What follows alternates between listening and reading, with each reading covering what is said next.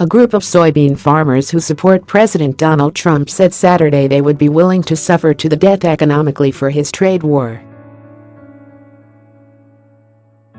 "I'm a good American. I believe that we all have to toe the line," one farmer from a panel interviewed for a Saturday segment on CBS Evening News said.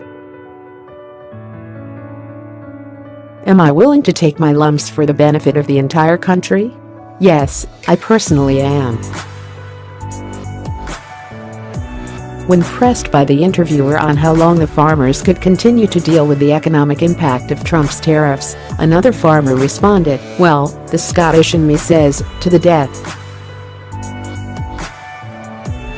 Another farmer smiled approvingly in the background. In total, 4 farmers were included on the CBS panel. All of them said they voted for Trump and claimed that the trade policies were negatively impacting their bottom lines. "We have no control over anything," the To the Death farmer said earlier in the segment. "Everything is based in Washington and China. We have no control on that, but the markets keep going down. If this continues, there are gonna be some people who don't continue to farm, and that would be sad." Thus far, Washington and Beijing have imposed additional 25% tariffs on $34 billion worth of each other's imports. An additional $16 billion of imports is expected to be affected by reciprocal levies soon as well.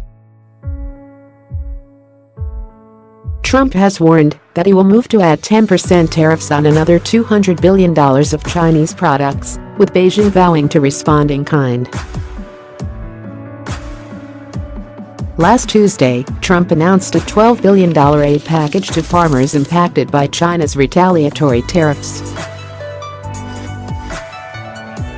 But while the farmers interviewed for the Saturday segment expressed a willingness to suffer for Trump, others have been more skeptical. Dave Kestel, a soybean farmer from Illinois, told CBS News last week that he expects a record harvest this year, but also a less than normal payout.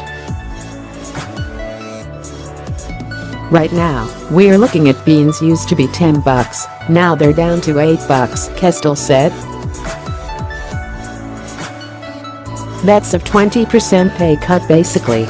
When asked about Trump's aid package to farmers, Kestel said he understands that the president is trying to help, but it's not a long-term fix. "It's a pacifier, so to speak," he said. "I'd rather not have it." Many Republican politicians have criticized Trump's new tariffs and the aid package that he has announced to mitigate the damage. "They've been taking the legs out from under America's farmers and ranchers," Senator Ben Sasse, R-Nebraska, said.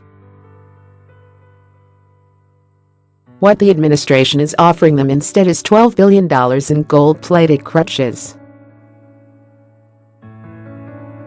That's not what anybody wants." GOP House Speaker Paul Ryan said, "I just don't think the tariff route is the smart way to go."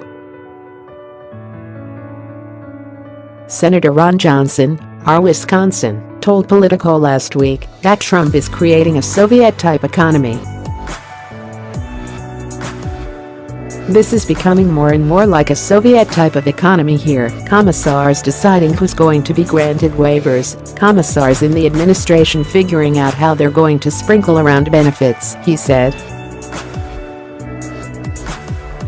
"I'm very exasperated. This is serious.